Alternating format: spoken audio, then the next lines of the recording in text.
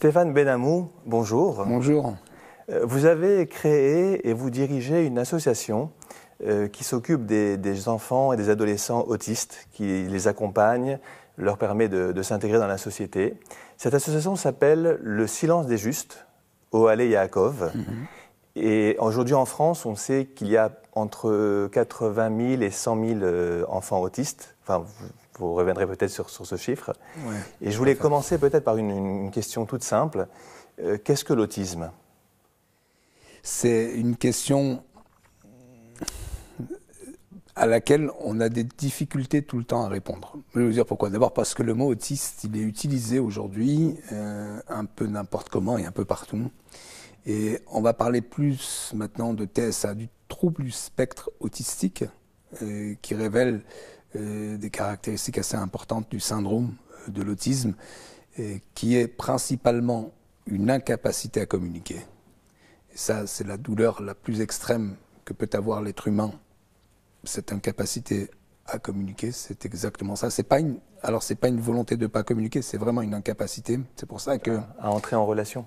Oui, à entrer en relation, à créer un lien.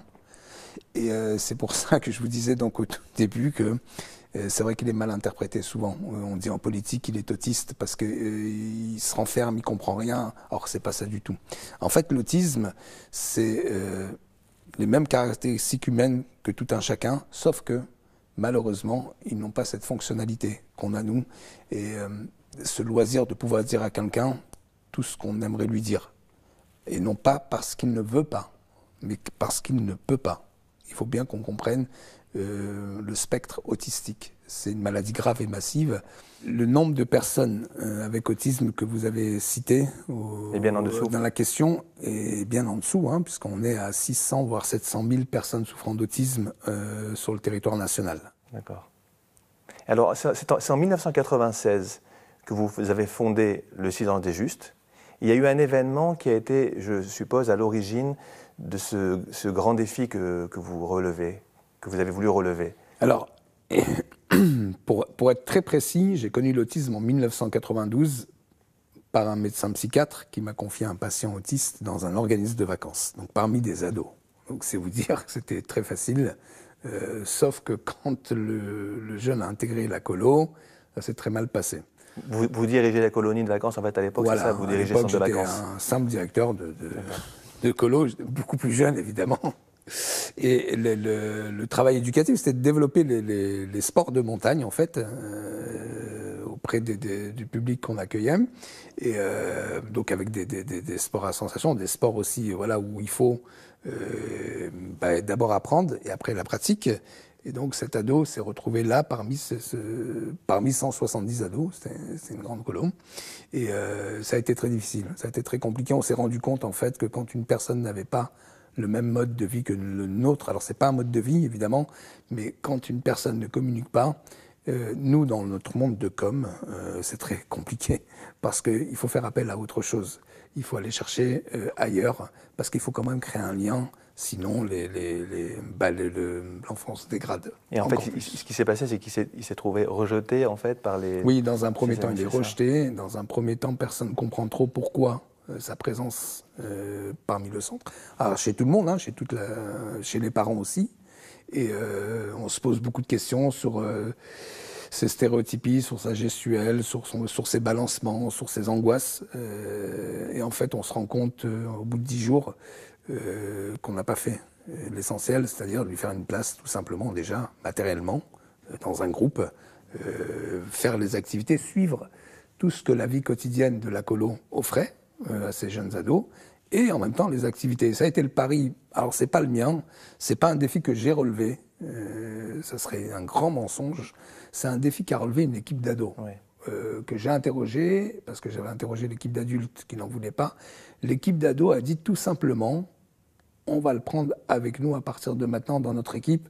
La colo, maintenant, elle a démarré depuis 10 jours. C'est vous dire qu'on n'était pas très fort. On n'était pas des releveurs de défis, parce qu'il a fallu 10 jours pour se rendre compte qu'il fallait tout simplement lui faire une place au sein d'un groupe d'ados. Et c'est l'idée des ados. Et donc, à partir de ce 10e jour, Johan fait partie d'un groupe. Et là, ça change tout. Ça change tout parce que on fait une pièce de théâtre, on le déguise, on lui fait jouer un rôle. Il fait rire tout le monde, du coup. Le lendemain, il part en activité. Il dort, du coup, dans la chambre de ses copains. Il part en activité avec ses copains. Et dans les prérogatives de sécurité sur certains sports, on lui explique, on l'encadre, on l'accompagne, on le protège et on communique avec lui. Et là, le sourire arrive. Et là, l'autisme disparaît quelque temps, tout simplement.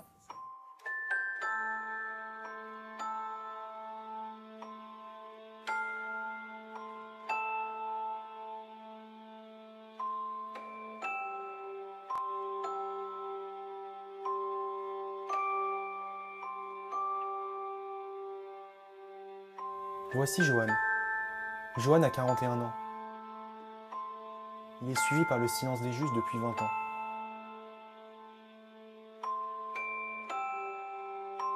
Ça n'a pas toujours été facile, mais aujourd'hui il va bien. Il travaille et est épanoui.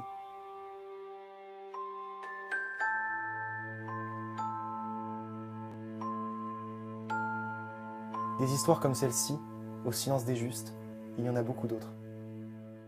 Bon, ben, il a ouvert la porte à d'autres jeunes.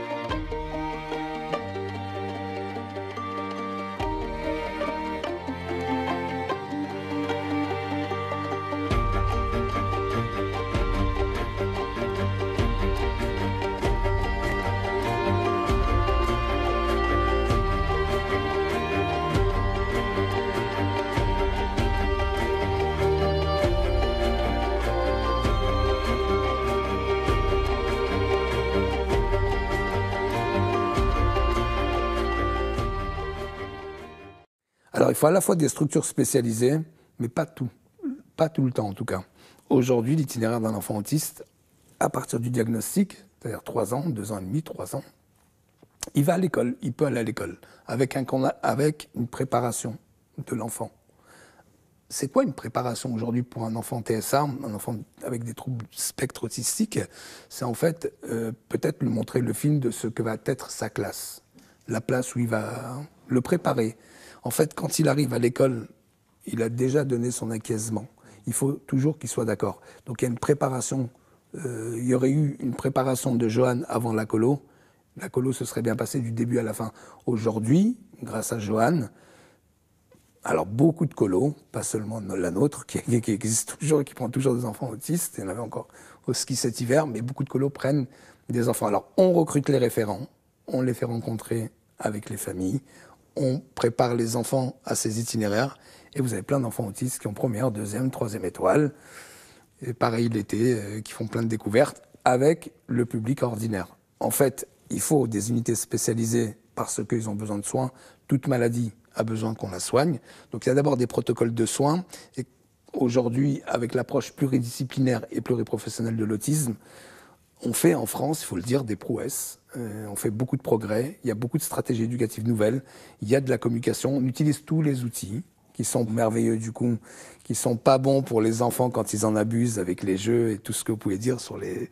Mais pour nous, par exemple, un iPad, c'est vital pour la communication avec un enfant qui n'a pas la communication verbale encore. Les enfants qui arrivent chez vous sont déjà diagnostiqués autistes, ou alors est-ce que vous-même vous occupez de diagnostiquer le... Alors on a des médecins dans notre équipe, Ouais. évidemment, médecins psychiatres, et on a aussi un pédiatre qui travaille avec nous, donc qui font partie des équipes. Et il y a une approche d'abord, il y a d'abord un protocole médical, mais les services et les centres de diagnostic, on travaille avec une convention avec l'hôpital Robert Debré, avec le professeur Delorme, qui est un ami aussi de l'association.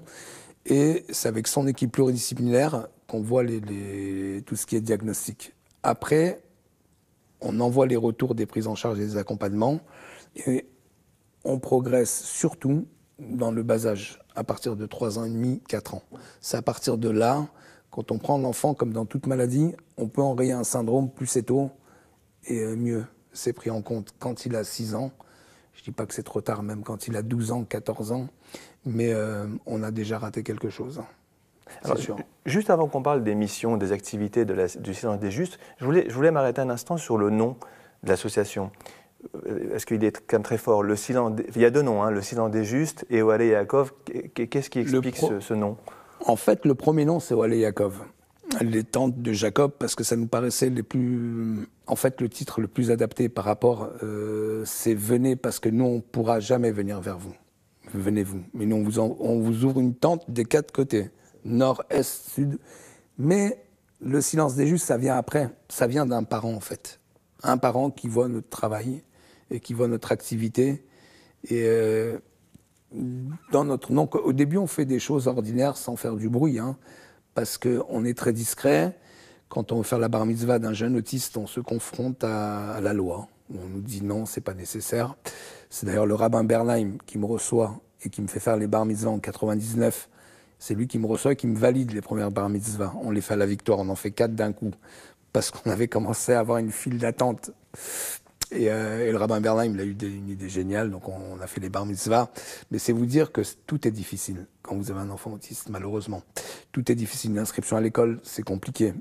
Parce que même quand vous avez un auxiliaire de vie scolaire, bon, elle n'est pas formée, on y va quand même, parce que c'est la loi, on a le droit d'aller à l'école, mais on s'aperçoit qu'au bout de 2 semaines, 3 semaines, voilà, c'est fini. Donc tout est compliqué dans le sens où il y a un besoin de l'enfant d'être préparé, d'être d'abord soigné et d'être accompagné correctement. Et il y a aussi le besoin des autres enfants de comprendre pourquoi ils ne communiquent pas. Et il y a un travail donc dans les deux sens. Mais la spontanéité de l'enfant ne pose pas les mêmes questions de l'adulte. Et heureusement, il n'y a pas besoin de trop d'explications pour que l'enfant puisse partager un temps scolaire, un temps en centre de loisirs ou un temps en centre de vacances. Quasi la totalité de la journée sur certaines activités aujourd'hui.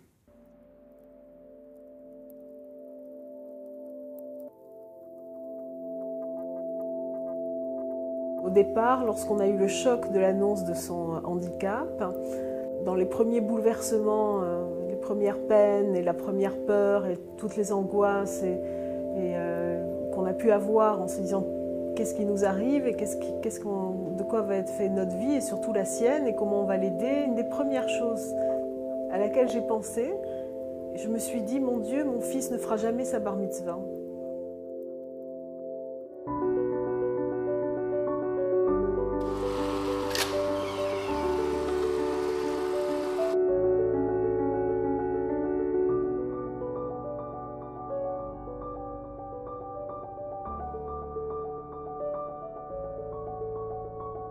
Alors, je te le présente, il a 11 ans et demi, il fait la bar mitzvah en février 2016. Là, les mercredis, il va venir, il va apprendre avec Liran et avec Rifki, d'accord? Il va essayer d'apprendre le plus de choses possible, et après ça va devenir un bar mitzvah.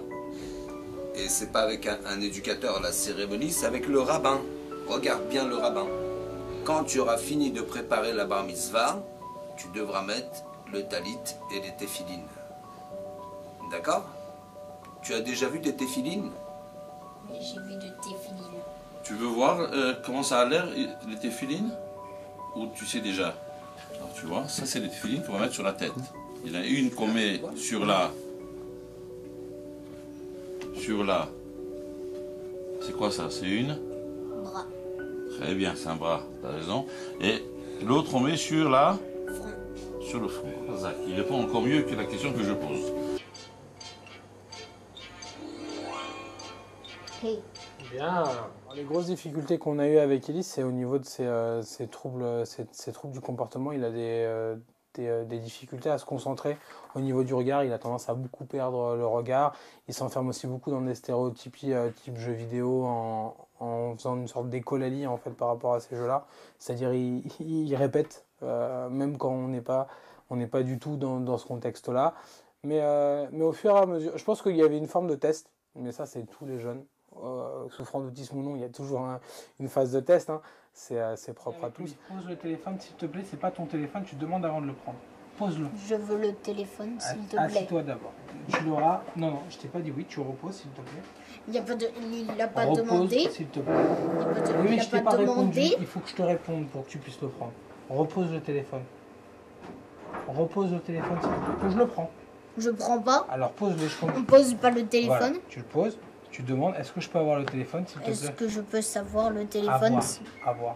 Est-ce que je peux avoir le téléphone, s'il te plaît? Et j'ai pas répondu, je le laisse. S'il te plaît, et là, je te réponds oui. Et là, tu peux le prendre. Quand sa maman m'a dit qu'il savait lire le français, je me suis dit que la question cognitive ne se posait pas forcément, puisque s'il a eu accès à la lecture du français, la lecture de l'hébreu est techniquement plus simple. M'a servi. Bina. Bina. Léafrine. Léafrine. Ben. Ben. Yom. Yom. Ouven. Ouven. Laïla. Laïla. Il va se confronter à la communauté juive. Il va arriver vendredi prochain, il va se retrouver. Alors même si on a fait toute la préparation, nul ne sait comment les choses vont se passer avant qu'elles se passent. Amen.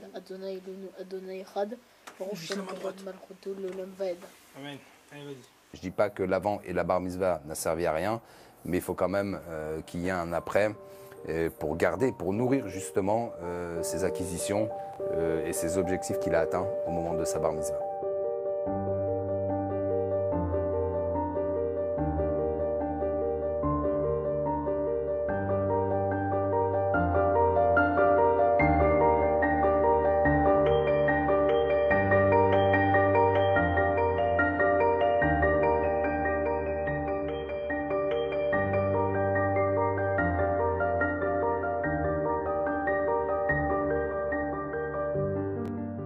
Alors justement, en parlant d'activités, pouvez-vous nous dire quelques mots sur justement toutes les activités que vous mettez en place pour ces enfants et adolescents? Je sais qu'elles sont très nombreuses. Tout à l'heure, on parlera également des lieux, des différents lieux du Silence des Justes. Mais déjà, des activités. Qu'est-ce que vous faites finalement pour ces enfants en termes d'intégration professionnelle? Je sais qu'il y a beaucoup de choses. D'abord, il ne devrait pas y avoir beaucoup de choses. On devrait avoir un secteur d'âge. Un enfant, il rentre à l'école à 3 ans et après, il change d'école. Et en 6e, il va changer d'école, et après il va aller au lycée, après il va aller à l'université. Chez nous, quand ils rentrent à l'âge de 3 ans, ils peuvent être encore ce qu'on a eu en premier. Moi, je vous parle avec, depuis 1982, moi je vous parle avec plus de 26 ans de recul. Ils sont encore chez nous. Je peux vous montrer des dossiers d'admission, il y a 26 ans, ils sont chez nous. Donc, ils ont passé l'enfance, l'adolescence, Ils sont adultes, ils sont même adultes vieillissants. Et je vais vous choquer en vous disant que le plus jeune, il a 4 ans, et le plus vieux, il a 55 ans. Voilà. Donc si vous voulez, ça ne devrait pas être comme ça, on ne devrait pas faire des milliers de choses. Mais on est bien obligé à 20 ans, quand il n'y a pas de place dans les structures adultes, de s'occuper de la suite. Donc, on s'est mis au travail, on a fait plusieurs unités, il y a un directeur pour chaque unité, donc chaque unité est structurée. La prise en charge enfant, ça n'a rien à voir, et vous le comprendrez, avec une prise en charge ado et une prise en charge adulte. Et c'est vrai que ça fait beaucoup de choses. Ça fait qu'aujourd'hui, on a refusé aussi, pour des ados et des jeunes adultes, donc des adultes en devenir, de leur offrir ce que proposent aujourd'hui les orientations sanitaires ou médicales, ou des orientations aussi en Belgique. Donc aujourd'hui, depuis 2015, on a exploré les voies de professionnalisation. Aujourd'hui, ils apprennent des métiers. Ils n'apprennent pas avec la communication. Ils apprennent, on va apprendre toutes les étapes de la fabrication d'une pièce en menuiserie, mais avec un éducateur professionnel de la menuiserie. Donc on a des éducateurs techniques. Vous pouvez citer d'autres exemples de métiers. Il y a toutes sortes de métiers en fait. En fait, on est en train d'explorer la totalité des métiers. D'abord, depuis 2008, ça fait très longtemps. Depuis 2008, on a une classe à l'Horte de Montreuil. Une classe à l'Horte de Montreuil, c'est un lieu où, quand on a 15 ans et on est atteint d'autisme, on peut y aller jusqu'à 24 ans parce qu'il y a des BTS. Donc on a, si vous voulez, 9 ans de prise en charge. On a déjà renouvelé la classe une fois, mais ceux qui sont passés par l'Horte, ça change tout. Même dans la vie de l'école, ils apprennent plein de choses. C'est le lycée Daniel Mayer, c'est ça? Oui, c'est le lycée Daniel Mayer. Et cette classe, elle existe, à l'époque c'était Mme Douyev, aujourd'hui c'est M. Twitou qui est en direction. Mais si vous voulez, cette classe-là, c'est un moment privilégié pour les familles, mais pour les jeunes. D'abord, ils ont une vraie vie de lycéen. Ils mangeaient en cantine, ils mangent dans un self, ils font des choix. Ils ont les fêtes de Hanouka, les fêtes de Pourim, les fêtes de Sukkot, ils participent avec la vie du lycée. Ils participent aussi à des sorties avec le lycée. Donc, si vous voulez, dans les classes en arts plastiques, par exemple, il y a de l'intégration. Il y a aussi une expression artistique qui est importante. On a aussi un atelier théâtre. Mais on ne va pas aller dans tous les sens, on va rester dans la province. Ce qui est important, c'est que ces enfants soient aussi au contact d'enfants, entre guillemets, normaux. Hein, je mets évidemment des guillemets. Mais c'est très important qu'ils soient, en fait... c'est vital et indispensable. C'est comme si on coupait, par quelque handicap que ce soit, les plaisirs de la vie. Le plaisir le plus grand, parce qu'on se lassera de tout, hein, je ne vous apprends rien, mais le plaisir le plus grand, c'est d'être avec d'autres. C'est de partager Ils aiment tout ce qu'on aime, en fait. Ils peuvent aimer la même musique que vous. Ils peuvent aimer de la musique classique. Il y a d'autres musiques aussi qu'ils aiment, mais je ne pense pas que ce soit les nôtres aussi. Mais voilà, en fait, ils ont aussi un besoin, mais sans nous le communiquer. Ils ont besoin d'un partage. Ils ont besoin d'être avec nous aussi. Alors, on parlait des lieux de vie que vous avez créés. Il y en a 14, je crois. Enfin, il y a un nombre important de lieux de vie. Vous avez cité le lycée Daniel Mayer, mais donnez-nous des exemples d'autres lieux où... Ça, c'est parti, malheureusement. Les lieux de vie, les appartements, c'est une première décision d'un juge tribunal pour enfants qui, en 2010, a placé un enfant avec autisme qui a 8 ans. C'est un placement judiciaire, en fait. Oui, c'est un placement judiciaire. À l'époque, je n'ai pas d'appartement et le magistrat me dit d'aller dans un hôtel. Évidemment, ce n'est pas une vie pour un enfant autiste, un hôtel. On a écouté, évidemment, on se doit d'obéir à un tribunal qui vous a choisi, voilà. Et donc, ce placement-là, je ne savais pas à l'époque, mais ce placement a donné lieu à d'autres placements. Aujourd'hui, on a 50 enfants ou adolescents qui sont placés, soit par les autorités judiciaires, soit aussi par l'aide sociale à l'enfance. Alors, quand il y a un placement, ça veut dire que l'autisme de l'enfant est trop important pour vivre au domicile avec des parents. Un enfant autiste, de toute façon, qui n'est pas pris en charge, c'est souvent des enfants autistes qui n'ont pas de prise en charge à la journée. Et là, ils sont 24 heures sur 24 et 7 jours sur 7 avec les familles. Et là, ça ne va pas. Là, la santé se dégrade et ils deviennent intenables dans les domiciles. Et donc, ce n'est pas les parents. Alors attention, je précise, c'est jamais les parents qui sont en incapacité de s'occuper de leurs enfants. C'est l'autisme de leur enfant qui fait que, malheureusement, cet enfant doit être séparé de sa famille. C'est une double douleur. Alors, par la suite, nous, on réintègre tout de suite les familles, les fratries dans ces placements. C'est des appartements. La chambre, elle ressemble beaucoup à la chambre où dormait l'enfant. Les bruits, c'est des bruits d'enfants, quand c'est des secteurs enfants. Quand c'est secteur ado, il y a tout ce que l'ado il a à la maison. Hein. C'est réglementé, vous inquiétez pas. Mais quand même, les parents réintègrent, les parents viennent à la maison, les parents viennent voir leurs enfants, les parents peuvent cuisiner aussi un plat et refaire sentir les odeurs qu'il y a à la maison. Petit à petit, on réintègre de temps en temps aussi la fratrie. L'enfant retourne un petit peu à la maison. Il y a des enfants qui, au bout d'un certain temps, au niveau déplacement, peuvent réintégrer aussi de temps en temps la cellule familiale. Mais voilà. Mais c'est réorganiser les soins de l'enfant. Et les parents, unanimement, sont très heureux du développement que font leurs enfants. Et si c'était notre enfant, on aurait été incapable, au même titre que ces parents-là. Donc c'est vraiment la force d'équipe, c'est une force d'équipe. Si c'était un défi individuel, ça serait nul. La force d'un travail d'équipe, c'est comme dans un sport, hein. Une équipe qui va gagner, une équipe performante, c'est une équipe qui joue collectif. Dans notre approche à nous, depuis le début, c'est une approche qui est basée sur l'écoute. On écoute les médecins, on écoute les psychologues, on écoute les instituts spé, on écoute toute l'équipe pluridisciplinaire et on travaille ensemble dans un projet individualisé. Tous les projets sont individuels. Des objectifs de soins, mais des objectifs éducatifs et rééducatifs sont posés et on travaille ensemble pour les atteindre. Vous dites souvent d'ailleurs que vous ne voulez pas vous attribuer le mérite seul de ce travail. Vous avez en fait toute une équipe médicale, paramédicale, administrative autour de vous. Les sujets, les enfants et les familles, c'est le principal. C'est ce qui nous donne une force et une dynamique. C'est ces enfants d'abord. Il faut leur rendre hommage à tout moment. Il faut penser à tout moment que c'est eux qui nous font faire un travail et qui nous le font partager maintenant avec l'ensemble des citoyens, puisqu'on va à l'école laïque ou l'école juive aujourd'hui. On est dans les écoles. Donc si vous voulez, c'est d'abord ça. Après, les équipes sont formidables, parce que des équipes qui travaillent ensemble, et c'est pas facile. Je vous dis ça parce que des fois, il y a des situations, là je vous parle un petit peu des réussites, mais il y a des situations complexes.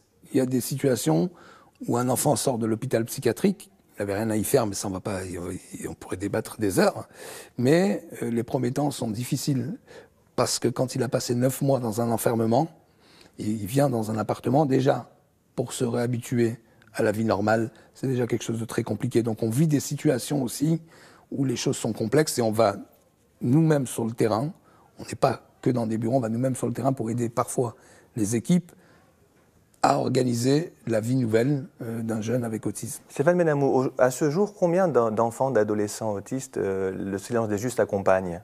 79. 79. Il n'y a pas que il y a des personnes juives, confession juive, et d'autres qui ne sont pas juifs.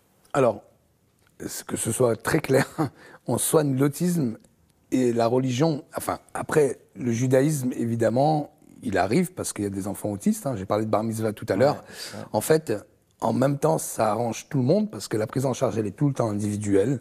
Et donc, quand c'est un enfant juif, on s'occupe aussi du protocole judaïque. Quand on accompagne des enfants à l'école juive avec TSA, eh ben on les accompagne dans une école juive, donc dans tout le respect évidemment de la loi juive et des règles intérieures de l'école, mais ça peut être un enfant non juif autiste qui est chez nous et qu'on accompagne aussi dans une école laïque.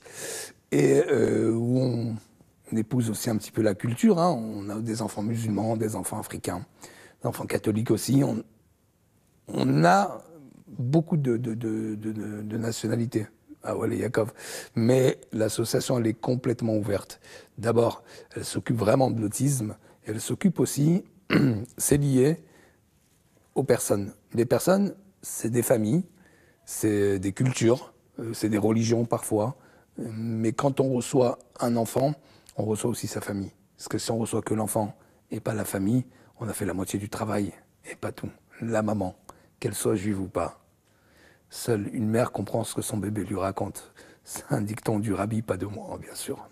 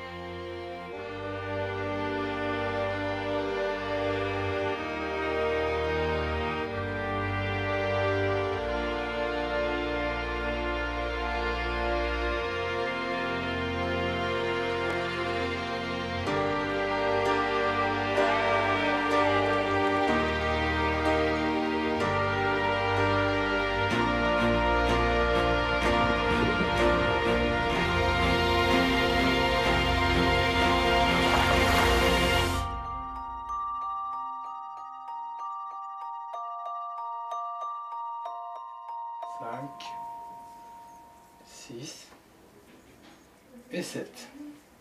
Faut que tu fasses la prière, Baruch. ברוך אתה אדוני אלוהינו מלך העולם, אשר וצווה ציוונו להניח תפילין. Très bien, monsieur. Alors, regarde. Ça, le nœud, tu le passes derrière. D'accord? La boîte, il faut qu'elle soit devant.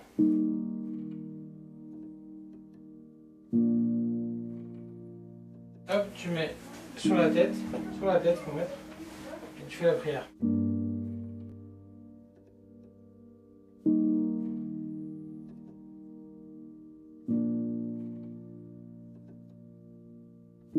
ברוך אתה אדוני אלוהינו מלך העולם, אשר אשר תשנו וצווה ציוונו להתעטף בציצית.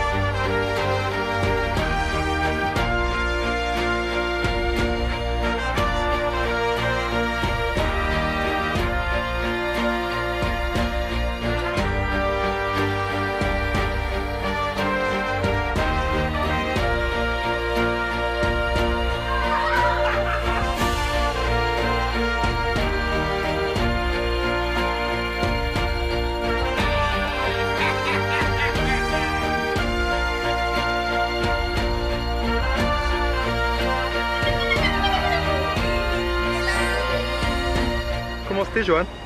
C'était bien. Le rabbi d'ailleurs qui vous a encouragé, le rabbi de Lubavitch, qui vous a encouragé d'ailleurs dans cette action. Oui, le rabbi m'a encouragé dans cette action en 1751. Je me rappelle exactement, c'était grâce à une intervention du Rav Tobenblatt qui avait demandé au rabbi pour moi. J'ai une question un peu personnelle, mais vous êtes juif pratiquant, juif observant. Est-ce que votre pratique juive joue un rôle dans cette vocation qui est la vôtre? Je pense que oui, je pense que c'est même fondamental, dans le sens où on retient et on interprète donc le fondement d'un juif sur l'importance du devenir de l'autre. Du souci d'autrui. Le souci de l'autre, qu'il soit juif ou pas, même, qui est une créature divine. C'est ça le sens de ma croyance au Créateur, c'est que pour moi, l'autre, c'est moi. L'autre est créé à l'image de Dieu. Voilà. Ouais. Alors d'ailleurs, il y a un très beau symbole, vous êtes associé avec un musulman pratiquant aussi. Peut-être qu'on peut en dire quelques mots, Daoud Tatou, c'est ça?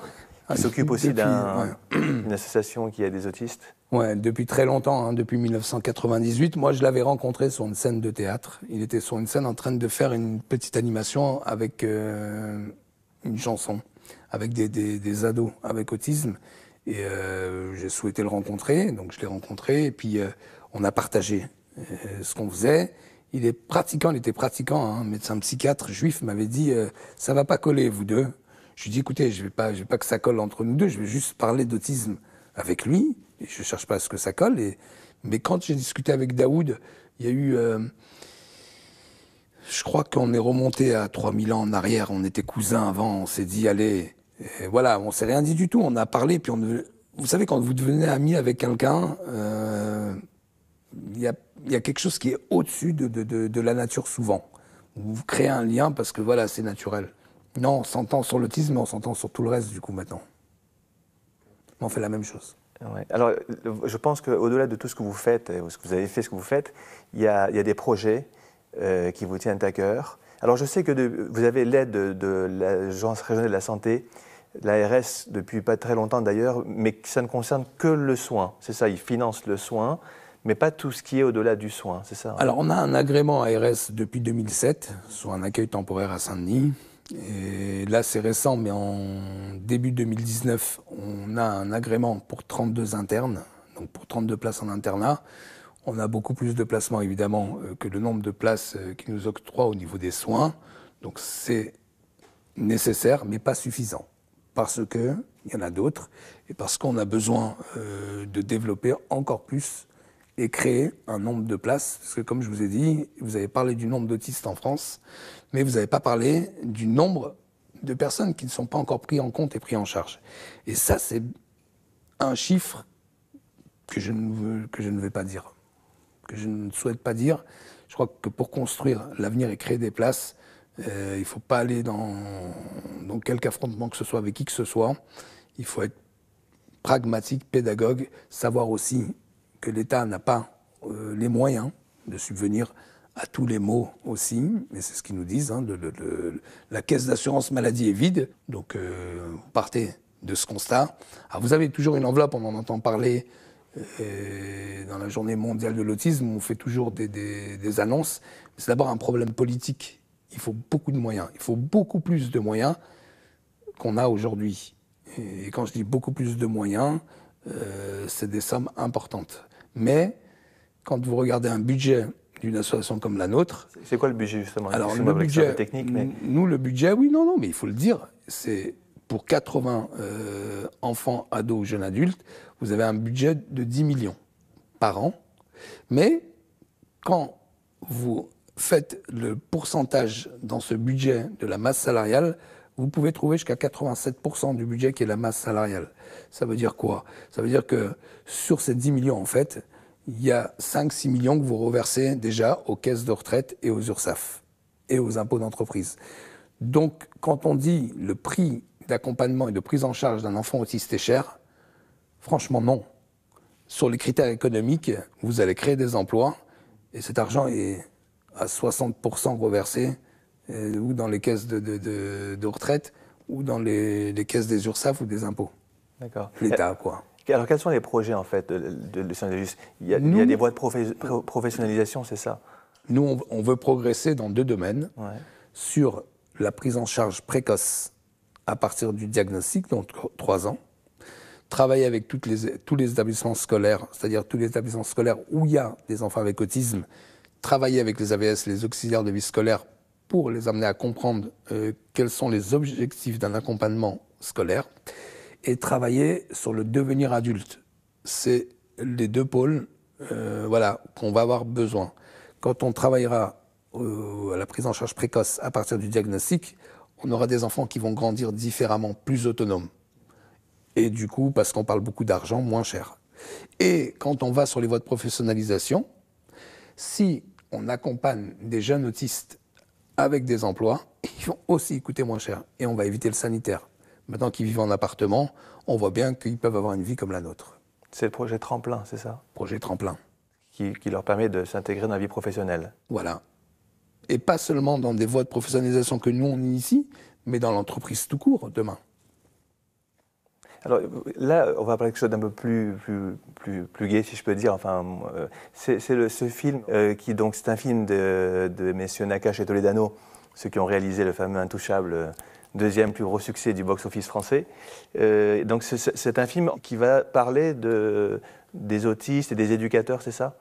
C'est un film qui a été tourné il n'y a pas longtemps, tout l'automne, et qui prend en compte les moments bons et les difficultés que peut rencontrer une structure qui s'occupe d'enfants ou d'adolescents avec autisme. Donc ils ont choisi un scénario. Alors ils nous connaissent, c'est pas un hasard, hein, messieurs Toledano et Nakache qui font un film sur le silence des justes et sur mon ami Daoud d'ailleurs, avec l'association de Daoud. Mais vous savez, ils nous suivent depuis 20 ans. En fait, leur premier clip, c'était en 1998 au ski. Ils sont venus filmer des enfants autistes au ski. Donc vous avez fait un petit clip de 6 minutes. C'est comme ça que Gad Elmaleh est devenu parrain, d'ailleurs, en voyant ce clip. Donc ils ont tous les ans suivi notre association. En 2015, ils ont fait un reportage qui est passé sur Canal+, à 26 minutes. Et son titre, d'ailleurs, c'était « On devrait en faire un film ». C'est exceptionnel parce que c'est un film vraiment naturel, où on est avec les enfants autistes.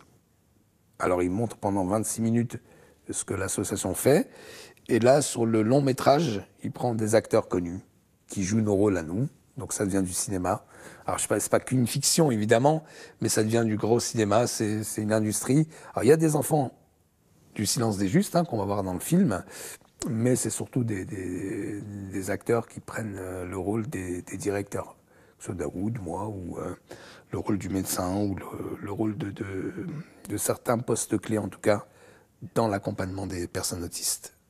Vous savez, il y a un enseignement du Talmud qui compare les enfants à des bâtisseurs.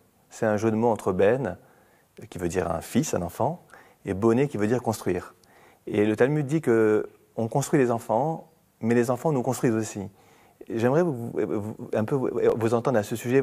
Finalement, ces enfants, vous leur apportez beaucoup, mais ils vous ont construit aussi, ils vous ont apporté beaucoup. C'est ce qu'on ressent en vous écoutant. Ils nous apportent beaucoup plus que ce qu'on leur apporte. C'est une quasi-certitude, mais pas seulement à nous, aux autres enfants. Et quand on voit, je le vois régulièrement pour être sur le terrain, quand je vois un groupe d'enfants avec un enfant autiste à l'intérieur, l'enfant a une autre réflexion, une autre approche. Mais il a beaucoup plus de plaisir à créer un lien avec un enfant autiste parce que c'est un lien réel, c'est un lien qui se fait plus sur autre chose que sur la personne humaine, que sur l'âme humaine même.